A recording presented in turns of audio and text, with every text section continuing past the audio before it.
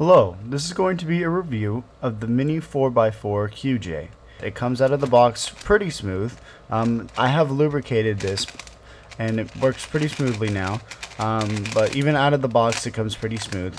The stickers that it comes with are kind of glittery looking stickers. They're not like one solid color, so they don't really look very nice, so I replaced them with Cube Smooth tiles. And I mean, I guess I like the smooth tiles. I don't like the way they feel on this particular 4x4, and I've considered changing them to stickers, but that's just because I don't like tiles in general. Well, I do like tiles, it's just that I like stickers better. So back to the QJ Cube. What's really cool about this puzzle is that it's the same size as an Eachine 4x4. So here's an Eachine 4x4. I'm just going to use my Super Cube here. And you'll notice that they are the exact same size. But the cool part is that it has a ball core. Let me just show you the ball core here. So as you can see, it has the ball core similar to what a Rubik's Cube has. Now this puzzle is a lot higher quality than your standard Rubik's Cube puzzle, so that's really nice. It cuts corners relatively well. Obviously, any puzzle that has a ball core isn't going to cut corners as well as say a puzzle with a screw spring core, but I do think that it's loose enough to where you can cut corners with it. So let me show you a few cutting corners, do some other faces. See, so it has pretty good corner cutting, I'd say.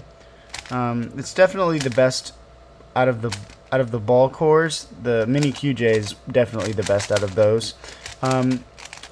If you lubricate it with CRC silicone, it works really well. And what I did is I just took it apart, laid out all the pieces, and sprayed it. And it's pretty smooth now. There is one screw in the very center of the core that you can tighten or loosen to adjust the tension slightly.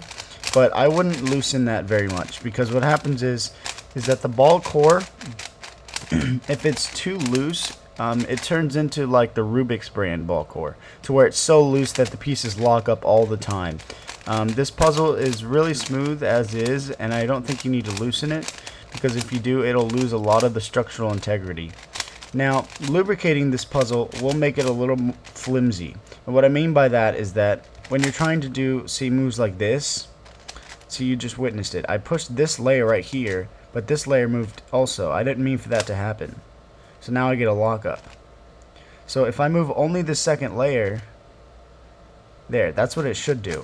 But a lot of times it doesn't do that. It moves both layers, even though I don't mean to move both layers. So that's one problem I have with the QJ. Other than that, it's pretty smooth. It works very well. And it's just as smooth as an Eachine 4x4.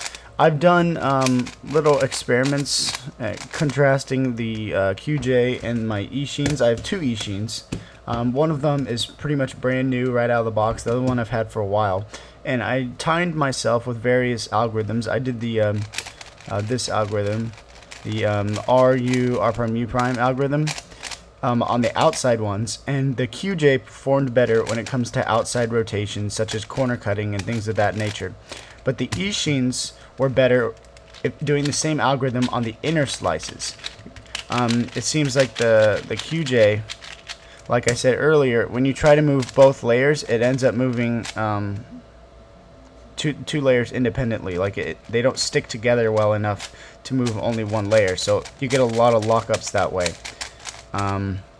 Also, it's just not as smooth with the center slicing. Well, I mean, it's smooth as in it's like you don't have to put a lot of effort into it, but when it comes to like lockups and things like that, it's a little bit clunkier, and it's not as structurally strong as the Eachines are. The outside layers are really nice. They're really firm and smooth, and they feel really structurally strong. It's just those inside slices that aren't as good. But as for that, I mean, the QJ is still a really great 4x4. It's currently the 4x4 I'm using for speed solving, even though I don't really speed solve 4x4. This is definitely not a bad way to go. Now, the reason that I got this QJ 4x4 is because of the fact that it's the same size as the Eachine, and I've already said this. I do not like the Meffert's 4x4 and the Rubik's 4x4 and the regular QJ 4x4 because of the fact that I think they're too big. They're not a good size. They're just too big for my hands. I mean, I have large hands. I just don't like having a really big cube if I don't need a big cube. If I can get a 4x4 that's smaller, I'm gonna want a smaller 4x4. So that's why I got the mini QJ. I don't really want a Meffert's 4x4. I don't really want a regular QJ. I have a Rubik's brand 4x4 and it's terrible. And I already have an Eachine 4x4 and these things work really well. The QJ might be a little bit better overall. Eachine beats QJ in a few categories, but overall I'd say the QJ is just a little bit better than the Eachine. So if you want to get a mini QJ, it would be a very good idea. I think it's one of the better 4x4s out there, if not the best 4x4 out there right now. But if you don't like the QJ, then I would choose Eachine. Other than that, I guess that's the review. Hope you liked the video, and if you want to see more videos like this, please go to my channel. I have a lot of cubing videos, so I'm sure you'll find something that you like. And thank you for watching. Please rate and subscribe.